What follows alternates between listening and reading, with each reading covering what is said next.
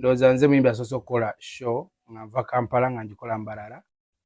Sadduse Kampala naye era emyaka mingi nnyo gye nkubidde show Kampala muno kubanga 2012 mwaka nze nga nkola show mu Kampala buli mwaka tukoze Uganda Museum, tukoze katikati, tukoze Imperial, tukoze Lugogo Cricket Oval, tukoze Sheraton.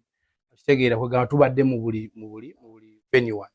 So I felt like era ne team yange kasita twasabibwa muganda waffe Reggie naga twali tukyogera kaonaga ne mwana lwaki guno mwaka toleta concert yenu. Kitegeera.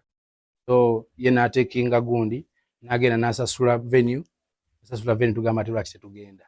Reggie yajja n'akuba eno kati nawe yagagenda eri kubalaga nti nno proving nti n'ab'e Kampala tulina amaanyi.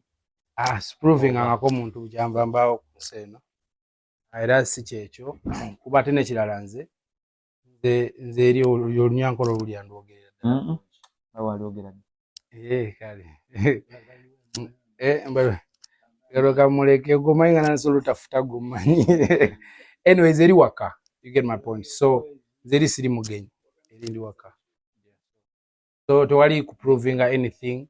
Singa kwali ku proving atete twandi immediate abantu tubandi immediate ne region e Kampala. Kitegeera. So there was nothing like proving to anybody.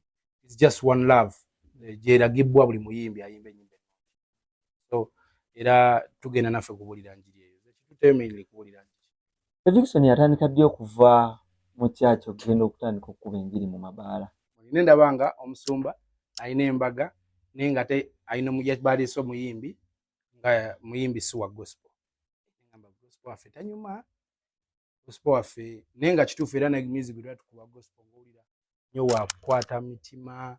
Kitegeera like we needed something very so celebrating wakati so chizanya ku birthday asolo kuzanya ku mukolo sire tubaza katuna natuwe nyimbe ezo natuwa abayimbi basolo yime nyimbe ezo solo kola ki crossing over and again is bulira enjiri because at the end of the day fe tuli ba evangelist.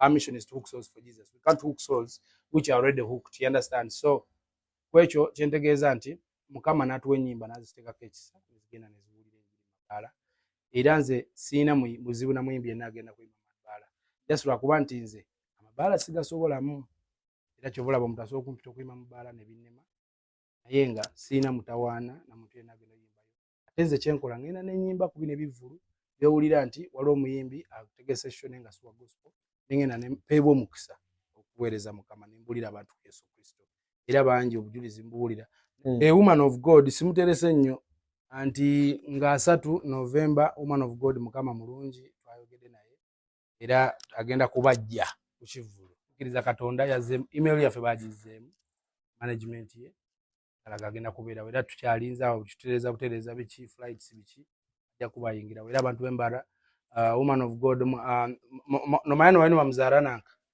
mzara ibanda atari yona weneja kyaza kwata hands man